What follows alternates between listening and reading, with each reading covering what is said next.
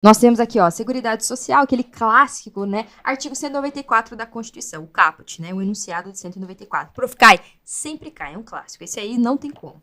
A Seguridade Social compreende o conjunto integrado de ações, de iniciativa dos poderes públicos da sociedade destinados a assegurar direitos relativos à saúde, previdência e assistência, que é o Megazord que eu sempre falo. É o Megazord da Seguridade Social, que os Rangers são saúde, previdência e assistência. Prof, isso é básico. Isso é básico e cai em prova. E você sabe que a questão fácil não te diferencia. A questão fácil é você presume que todo mundo acertou.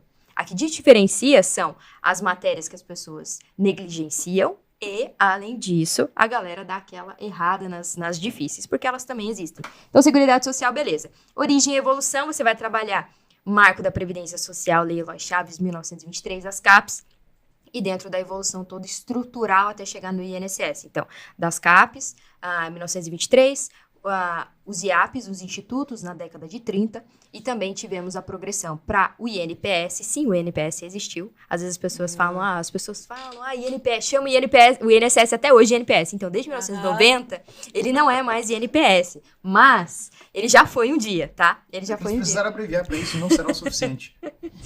Então, INSS, então desde 1990 já temos INSS. A evolução legislativa, quando eu trato em aula, eu gosto bastante de fazer, para tornar mais dinâmico, como existe uma extensão de datas e sim, as datas caem. Às vezes alunos reclamam, prof, tem que decorar ano. Eu falei, meu querido, ainda bem que é ano, não é dia e mês. Não reclame de decorar ano. Então, tem toda a evolução histórica. Então, tem das normas e das constituições. Eu divido porque eu entendo da seguinte forma: se você dividir em 2 blocos menores, é mais fácil você memorizar. Então, eu trabalho só as normas e depois só as constituições. Inclusive, no meu livro, tem o desenho das constituições mostrando as expressões chaves aqui. Garoto Propaganda, Tiagão aqui mostrando o livro. Direito Previdenciário para Concursos, aqui pela editora Alfacom. Então, não se preocupe, o livro está atualizado e tudo que foi alterado no edital, porque ele foi feito no edital passado, que era uma ótima baliza, e sim, serão acrescentadas também aqui com o código que você recebe internamente no livro. Então, as atualizações estarão disponíveis online para você. Não se preocupe, beleza? Inclusive, o livro te dá direito a um curso básico, né? Sim, exatamente. Tem um QR Code aqui para você acessar curso básico de videoaulas, tá? De videoaulas. Fechou? E, então, isso. Então, dentro do histórico da Previdência Social, se você estava estudando há alguns anos, ele não mudou. Eles só foram acrescentadas mais coisas, né? Na conceituação, organização, princípios constitucionais. Meu Deus, artigo 194, parágrafo único. Entra nos princípios objetivos da Seguridade. Vai cair? Com certeza absoluta. O destaque é para o que foi alterado pela Emenda Constitucional 103, que foi a diversidade da base de financiamento. Então, esse aí, meus queridos, esse aí é um dos meus favoritos, porque eu gosto muito de custeio, entrar nessa parte tributária, eu gosto bastante. Às vezes os alunos torcem o nariz, eu falo, tributária é toda hora, meus queridos. Vamos gostar mais desse financeiro. Vamos pagar imposto, coisa boa pagar imposto. Vamos gostar mais de financeiro, entender para onde vai, né, os valores e que vão para a Seguridade Social efetivamente. Da legislação previdenciária aqui, conteúdo, fontes, autonomia, este tópico, ele cai de uma forma mais tímida na prova. Ele realmente cai de uma forma mais tímida, cai 1, 2 questões ali, mas basicamente... Mas cai. Exatamente. Aplicação das normas aqui, vigência, aqui, interpretação. Ele vai demonstrar justamente que as normas previdenciárias têm o que a gente chama do tempus regi actum, que é algo que a pessoa vai trabalhar, ela vai trabalhar durante a vida toda dela sendo um servidor do INSS, que ele não precisa saber apenas a norma que está valendo naquele momento, mas todo o histórico de normas que a pessoa passou durante a vida, porque isso influencia na caracterização de atividade especial, direito adquirido, isso vai trabalhar durante o dia a dia dele. Não se preocupe que você vai estudar muito ainda como servidor do INSS. Modelo 15, né? Vai ainda bastante. Regime Geral de Previdência Social, basicamente, são aqueles trabalhadores da iniciativa privada, né? Lembrando aqui que tem um tópico que eu já tinha falado para vocês que entra regime próprio, que são dos servidores públicos de cargo efetivo. Eu falei, olha, a emenda constitucional mudou as atribuições do INSS, vai vir RPPS para dentro. E veio aqui, dito e feito, veio porque mudaram as atribuições do INSS. Então, cada vez mais, os RPPS, eles vão vir para as atribuições do INSS, tá? Isso é natural, então progressivamente isso vai acontecer. Não aconteceu ainda mais porque as leis ainda não foram definidas, né? Algumas conceituações não foram definidas em lei, porque a emenda constitucional deixou muito essa expressão. Se eu der um Ctrl+F no site, e você colocar até que lei defina, você vai achar vários artigos com essa expressão. E provavelmente isso, professora, meu Deus, isso vai cair no edital. Acalme-se, essas definições em lei só para o ano que vem, tá? Então não se preocupe que isso não tem por que entrar agora, beleza? Então, do regime geral, segurados obrigatórios. Aqui você para. Dos segurados obrigatórios e os facultativos, que é o 3.1 e o 3.4, isso aqui despenca. Disso aqui, historicamente, tem pelo menos 10 questões. Prof, tudo isso? Sim, porque tem uma quantidade muito grande de segurados aqui. Você precisa saber quais são os segurados, e eles vão cair principalmente ali, empregado e contribuinte individual, que é uma lista deles, ele vai cair. Porque você tem que saber qual vai qual. Por exemplo, síndico. Aí o síndico, por que ele cai muito? Porque se ele for remunerado, ele é contribuinte individual. Se ele não for remunerado, ele é facultativo. Então ele vai cair ali no detalhe. Porque sempre tem esses que caem, porque eles têm mais detalhes, eles exigem mais de você. Então é o clássico. E a forma da ajuda, se ajuda de custo ou salário, o síndico também influencia essa bagaça, né? Puta também. Nem me lembro que eu tenho isso aí, eu tenho que declarar. Depois, quando for fazer o meu INSS, eu tenho que lembrar dessa bagaça. Porque quanto tempo que eu ia de síndico? Vou saber, velho. Então, tá. Teoricamente, é pra tudo tá no seu CNIS. Já tem o seu meu INSS? Você já tem o meu INSS? Oh. Já tem? Já tem. Então, você tem que olhar no seu CNIS como é que tá lá já. Deve estar lá. Teoricamente, tá o tempo da Teoricamente, contribuição. exatamente. E tem todo o seu histórico laborativo. Eu falo, já comecem a olhar dentro do meu INSS o CNIS, pra vocês se habituarem com a estética. Porque é mais fácil, quanto mais Claro, informações... a imagem visual ajuda muito, isso é verdade. Né? Só quando você olha assim, na prática é assim. E hoje a gente consegue ter acesso a isso pela internet. Você consegue isso, ajuda bastante. Né? Até o último edital, você não tinha tão fácil, não é tão fácil assim, não tinha essa... Não era. Então você tinha que mesmo imaginar como é que seria. E agora você tem na prática, isso ajuda bastante mesmo. Sim, eu falo. Mas como você é interessado em você mesmo, aí você olha a tua história lá, você fala, nossa, é assim. Aí você já começa a ligar os pontos. Professora, é assim que funciona, empregado. Então empregado obrigatório. Por que ele é obrigatório? Aí eu falo, se você entende a estrutura financeira, fica mais fácil também você entender por que ele é obrigatório. Porque ele exerce uma atividade remunerada. Atividade remunerada, aí entra no tributarês. É o fato gerador do tributo, contribuição social. Aí você fala, por isso que é obrigatório. Sim, tudo tem uma explicação. Tudo tem uma explicação. Aí se você sabe de onde... Você ali, ao mesmo tempo, já vai estudando financiamento, que é outra matéria que já tem um quantitativo de questões de 10 a 15 questões, fora salário de contribuição. Então aqui, segurados despenca sempre. Dos trabalhadores excluídos, provavelmente vai ter uma questão ou duas. Por quê? Porque ele vai fazer um mix com o regime próprio. E já vem aqui, nem todo servidor público de cargo efetivo está vinculado a um regime próprio. Por que isso? Porque, por exemplo, tem municípios que não necessariamente têm regimes próprios. Afinal de contas, é uma dificuldade muito grande que eles sejam superavitários ou tenham uma harmonia financeira. E regime próprio precisa de preservação de equilíbrio financeiro atuarial, ou seja, dar conta de pagar a despesa no momento e médio e longo prazo. Então, eles não podem. Fora que a emenda constitucional já também deu uma cortada de asa brutal, assim, nos regimes próprios menores, principalmente, porque a maioria deles eram deficitários. Nós temos aqui em Cascavel, mas é um regime municipal saudável, né? Tem todo o IPMC, justamente. E, então, tem servidores públicos municipais, que são servidores públicos de cargo efetivo, artigo 40? Sim. A estrutura. Mas ele não vai entrar no artigo 40, por quê? Porque ele não tem um regime próprio. Então, ele vai ficar sem regime? Não, ele entra como segurado obrigatório empregado do regime geral. Então, isso cai com certeza. Beleza? Seguindo aqui, meus queridos, a lista é extensa, né, da minha matéria, né? Vamos lá. Dá até raiva. E empresas aqui e empregador doméstico, conceitos previdenciários. Vai entrar bastante aqui do empregador doméstico, principalmente as alíquotas diferenciadas. E, como caiu na última prova, o que ele faz? Ele muda a estrutura do empregado doméstico para empregado e ele vai te cobrar se ele continua sendo empregador doméstico. Mas se o empregado dele deixou de ser um doméstico, ele não é mais empregador doméstico, ele é empregador, ponto. Então, as formas de contribuição dele também são diferenciadas. Então, isso é bem importante. Na última prova caiu, porque a empregada começou a fazer parte dos fins lucrativos do empregador, descaracterizou como empregada, porque se ela trabalhava também na atividade, e daí cobrava-se que ele era um empregador doméstico e estava errado, porque ele não deixou de ser empregador doméstico. Lembrando que a doméstica não é necessariamente aquela pessoa só, a clássica empregada doméstica, que trabalha na higienização da casa, não. O empregado doméstico, ele não está ligado aos fins lucrativos. Por exemplo, o chofer, né, o motorista particular, o piloto particular da família, de uma família abastada aqui. O João Paulo tem chofer. Né, se você tem um piloto particular, né, JP? Então, você é um empregador doméstico, então. É que eu falo para os alunos, né? A internet ela é uma rede pública. Ser público quer dizer que é direito de todos. Assim como todos têm direito a ter um helicóptero. Exatamente isso. Exatamente. Concordo plenamente. Então, né? Fazer o quê?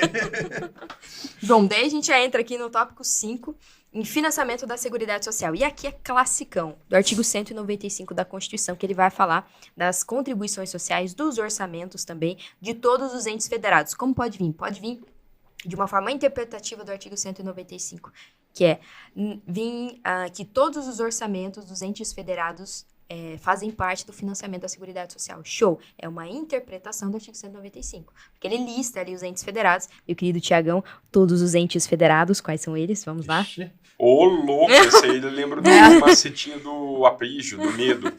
Ele faz os municípios, estados, Distrito Federal e a União. Aí, ó, tá vendo que uma coisa maravilhosa? Por isso que a gente fala, mais uma vez, lembrando, os tópicos casam. Os tópicos casam. Às vezes a gente tem aquela mania de estudar direito previdenciário, depois eu vou estudar direito administrativo, desliga a chave de um para ligar de outro.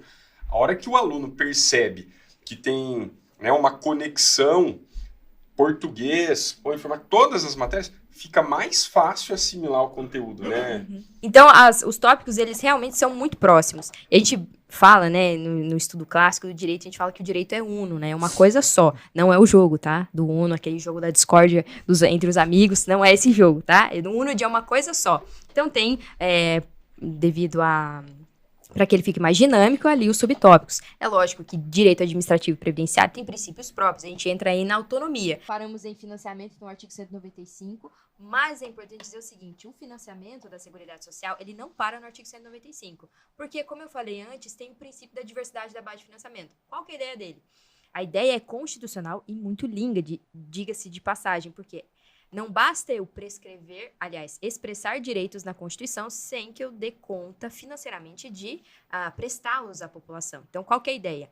Que tem uma base diversificada, ou seja, multiplicidade de lugares que eu consiga arrecadar toda a receita para que eu dê conta da minha despesa, ou seja, para que a minha conta mantenha equilíbrio financeiro atuarial. Show! Topíssimo, é isso?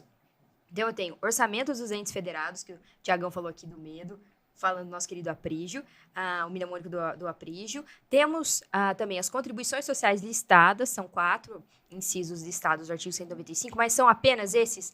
Não, porque daí entra, meus queridos, outras receitas. Por exemplo, aquelas receitas dos leilões da Receita Federal, daqueles bens, aqueles bens apreendidos que estão na Receita Federal. 40% dessa receita vai para a Seguridade Social. Então, não necessariamente algo que tenha a ver diretamente com a Seguridade Social vai para a Seguridade Social. Outra coisa é o artigo 243, parágrafo único, quando ele fala daquelas apreensões, por exemplo, nas propriedades que têm trabalho escravo, semelhante ao trabalho escravo, ou fazendas que são... Plantação de cannabis, né, Fê? Isso aí é clássico. Que não estamos no Uruguai, então no Brasil é crime. Então no Brasil é crime. Imagina morar na fronteira ali do Brasil com o Uruguai, que é aquele pampa gaúcho ali, né? Você olha lá, como separar, né? Os caras devem ficar ali. Não, mas é da nossa. Na régua, né? Ó, daqui pra lá eu planto, daqui pra cá não. Então, parte dessa arrecadação também que vem por exemplo, dessas arrecadações vinculadas ao 243 parágrafo único, 50% vai para a Seguridade Social. Então, não necessariamente tem a ver diretamente com a Seguridade, mas são outras receitas que a gente chama. Aqueles tipos fundões, né? Vai para onde o que dinheiro vai abraçando. Fundo, mais fundo que o fundo. Vai abraçando e vai vindo para a Seguridade. Então, isso é uma forma prática do princípio da diversidade da base de financiamento. Não são apenas as contribuições sociais, não são apenas os orçamentos, mas eu tenho também outras receitas, que isso cai também, não está na Constituição, mas está na Lei 8.212, beleza? Que também cai bastante. Professora, tem aquela dor dos alunos, né? Professora do céu. É a Constituição que eu tenho que estudar, é a Lei 8.212, 8.213, o decreto, agora tem essa IN aqui agora. Acalma, por quê? Como a Jean falou, não adianta, você tem 70 dias, show, serão os 70 dias mais intensos da sua vida até a data dessa prova, mas Mas você tem que focar, vir com a gente, porque a gente vai te direcionar nisso. Por quê? Se você pega isoladamente a Lei 8.212 e a Lei 8.216, meu querido, primeiro que uma parte dela está desatualizada. As alíquotas, por exemplo, que foram alteradas pela emenda constitucional, ainda estão as antigas. Então, se você pega a 8.212 isolada, você vai errar. Vai errar, já é a questão. E... fora isso, o decreto, uma parte do decreto está mais atualizada, é tipo exatamente a lei que você falou, que uma lei alterou a outra. Lei de improbidade. A lei de improbidade alterou. Então, veio o decreto 10.410 de 2020, alterou o 3.048, que é o regulamento da Previdência Social. Então, ele tem uma parte que ele está mais atualizado que as leis. Na hierarquia das normas, não deveria ser assim, mas é assim que temos e é assim que faremos. Vai ter que usar isso que tem. Vai ter que usar o que tem. E fora isso, tem a IN. Ah, professora, meu Deus, a IN tem 600 artigos. Eu sei que a IN tem 600 artigos. Eu estava no ao vivo do Ministério do Trabalho e Previdência quando eles estavam falando das portarias da IN, que são livros, categorizados como livros, e juntando dá quase 2.000 artigos. Eu sei disso, é a prática do servidor do INSS, mas... como vai ter um curso de formação e é a segunda etapa, qual que é a ideia? Imagino, sinceramente, que seja a ideia. Prepara minimamente, mas eu não uso de uma forma, eu não exploro a IN de uma forma mais densa, porque eu já vou ter um curso de formação para isso. Mas eu preciso alertá-lo de alguns pontos da IN, porque a IN, como da hierarquia das normas, como ela é inferior, ela repete muita coisa que já está na Constituição, já está nas leis, já está no decreto. Então, acalma. Deu problema na arrecadação para pagamento de benefício previdenciário. Vai para a conta de quem? Vai para a conta do contribuinte? Não, vai para a conta da União. Este rolê vai para a conta da União. Já foi, sobre insuficiências financeiras.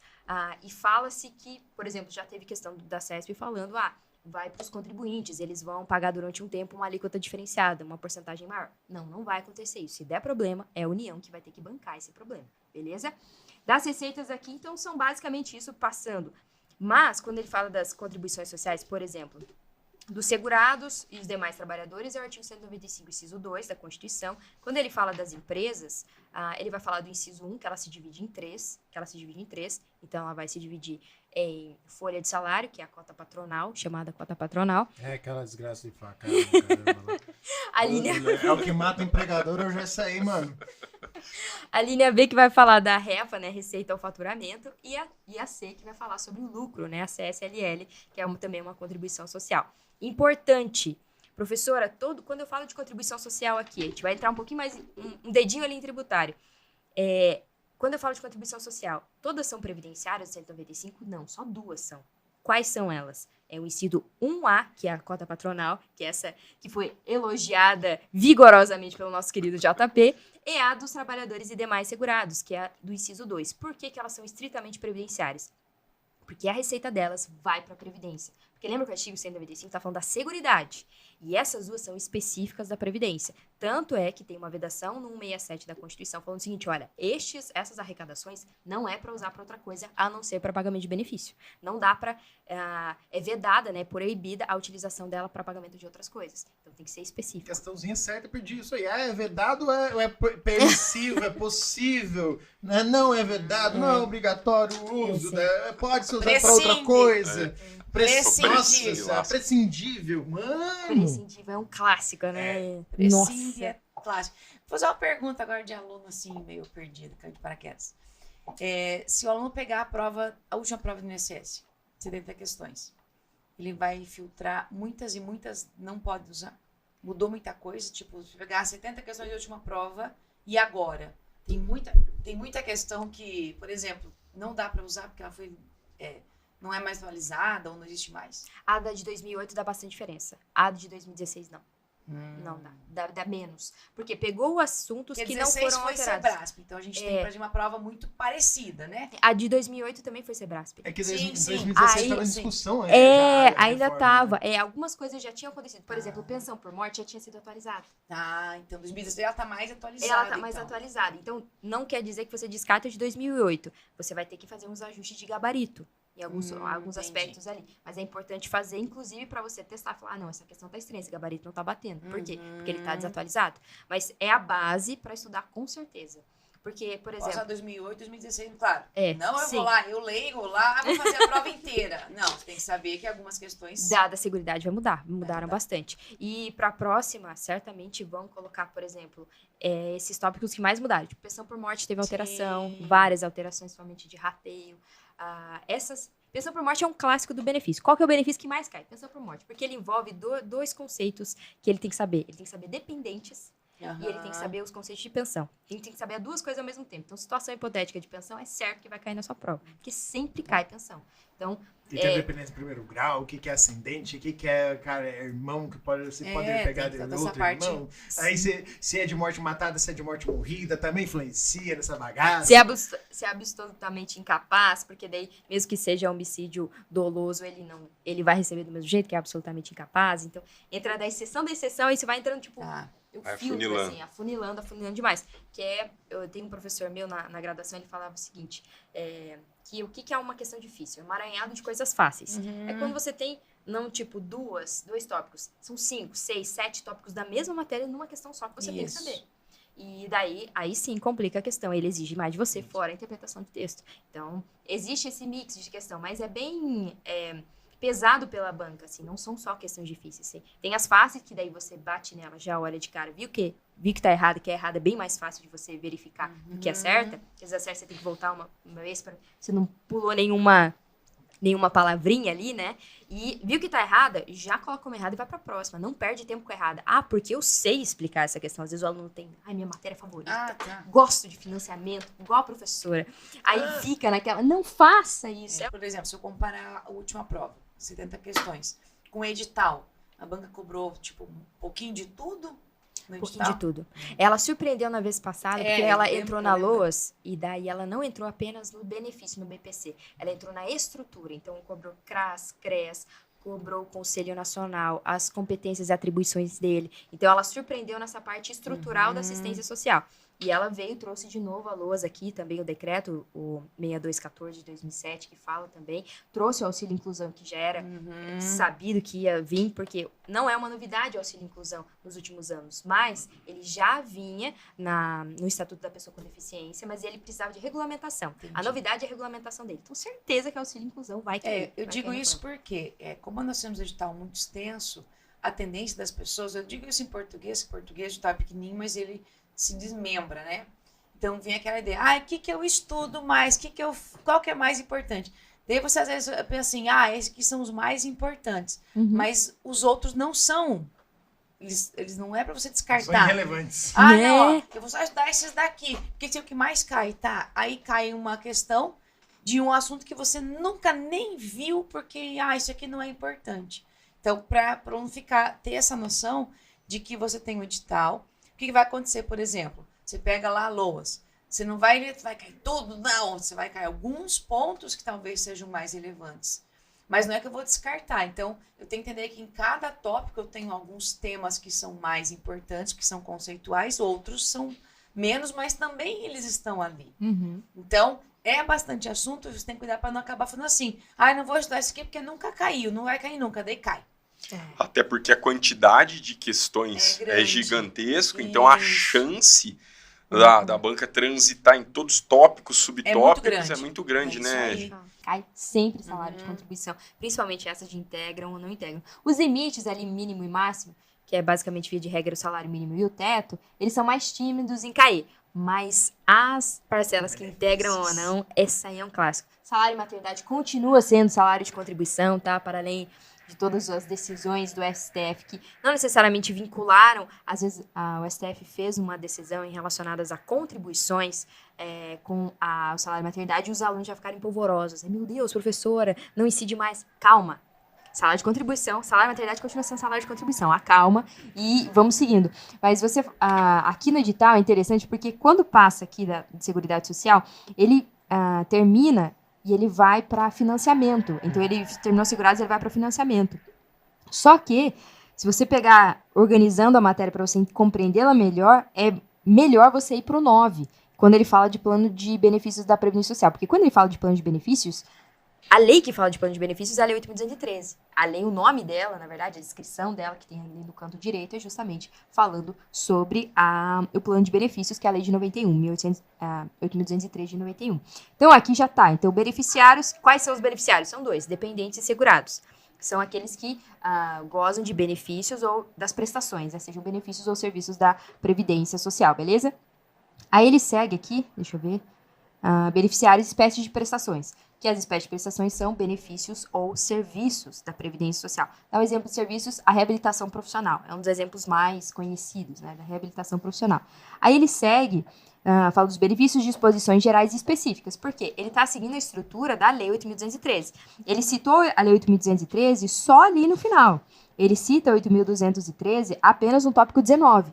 Mas o edital, ele coloca os tópicos, mas não necessariamente eles estão lineares, né? Seguem na matéria. Da competência aqui no 5.4.1 da competência do INSS da Secretaria da Receita Federal, a Receita Federal é a responsável pelo recolhimento das contribuições sociais, não é o INSS, tá? Eu sei, Essa é toda questão, vez que ele já pensa sim, lá. questão simples aqui, mas já caiu várias vezes em prova e provavelmente virá de novo, sobre a competência para não misturar a Receita Federal com o INSS, que é a administração dos benefícios mesmo. Passando aqui, tem os prazos de recolhimento, né, nas obrigações das demais contribuições. A matéria cai um pouco mais timidamente. Decadência e prescrição basicamente não entra, porque decadência e prescrição no judiciário de previdenciário é uma polêmica sem fim. Mas administrativamente, basicamente decadência são 10 anos e prescrição são 5. Basicamente é isso que cai na sua prova. Não aprofundo porque a discussão é infinita. Tem livros e livros escritos de prescrição e decadência. É uma discussão muito grande sobre, enfim, data que inicia, contagem. A cara do Thiago só concordando comigo, decadência e prescrição é uma discussão muito grande no Ainda bem direito que a maioria dos previdenciário. cursos de direito nem tem previdenciário na grade, né, cara? Regular. Ô louco. Eu sou professor universitário. Agora tem, é obrigatório. Mas, E vai entrar na OAB também. porra, teve uma época que não tinha, né? Não tinha. Que era só opcional, mas eu lembro até que o Cacau dava Era aula disso aí, optativa. né, Era optativa, agora é obrigatório. Veja bem. Porque entrou no obrigatório na OAB também na primeira fase. E seguindo aqui dos recursos administrativos, ele veio só como o ponto 8, no ponto 8, na verdade. Mas eu acredito que ele venha, como veio na prova passada, vieram 2 questões falando sobre recursos administrativos. Que vem ali de 2 a 4 questões, justamente por esse fortalecimento do processo administrativo que vem junto do direito administrativo dentro de previdenciário, que é o processo administrativo previdenciário, que é o que você vai tratar no seu dia a dia, trabalhando com o INSS, dentro do INSS. Crimes contra a Seguridade Social, aquele clássico, apropriação indébita, indébita previdenciária, né? Não a indébita genérica. Sempre cai sua alegação também previdenciária. Essas 2 são as que mais caem dos crimes, que mais caem. Então, sim, eles vão cair com certeza absoluta. A gente já passa aqui porque passamos pelo plano 9, né? A gente vai falar sobre período de carência, salário de benefício e renda de benefício, reajuste. Isso tudo é um tópico quase um coladinho do outro. Um vizinho do outro que você estuda tudo junto para entender a parte de benefícios, né? Essa estrutura do benefício interno. Serviços previdenciários, serviço social e reabilitação, isso tudo aqui fazem parte dos serviços, dentro de prestações que está dentro do item 9. Então, ele só deu uma detalhada aqui, o que faz com que fique mais extenso, né? O que a Jean falou que não ficou extenso na língua portuguesa é porque eles não detalharam os subtópicos. Aqui, como eles detalharam os subtópicos, ele fica mais extenso. Mas, em termos de extensão do conteúdo, é próximo, bem próximo. Das pensões especiais, elas são várias e estão em normas diferentes, por isso que eles detalharam tanto. Então, o item 12 ele é extenso mesmo, mas é devido a essa transparência que deve ser dada aí ao edital, né? Porque, a lei do concurso não é à toa, né? Que é dita como a lei do concurso, então ela tem que ser clara, né? Transparente em relação a isso. Eu nem sabia que existia essa tal de síndrome aqui. Sim. Do seguro-desemprego do pescador artesanal, seguro-defesa, aquele tempo em que ele não pode fazer a pesca, mas aí ele não fica simplesmente sem remuneração. Inclusive, entra também como segurado especial o pescador artesanal, em que ele pode fazer outras atividades, só que dentro daquela limitação de 120 dias ano, que daí não desconfigura como segurado especial. Também um clássico, dentro dos segurados obrigatórios tem um segurado que cai porque ele tem muitos detalhes. Então, esse aí vai cair com certeza. Aí chegamos em regimes próprios. Como ele fala aqui, regimes próprios de previdência social, ele cita aqui todos os entes federados. Só que, como ele só cita dessa forma, a ideia é estudar regimes próprios dentro do artigo 40, porque o artigo 40 ele tem uma extensão bem grande em parágrafos e ele foi altamente alterado pela Emenda Constitucional 103 de 2019. Então, só o artigo 40 tem muita coisa para pedir na prova. E dentro do histórico das provas CESP, ele trabalha bastante com os parágrafos.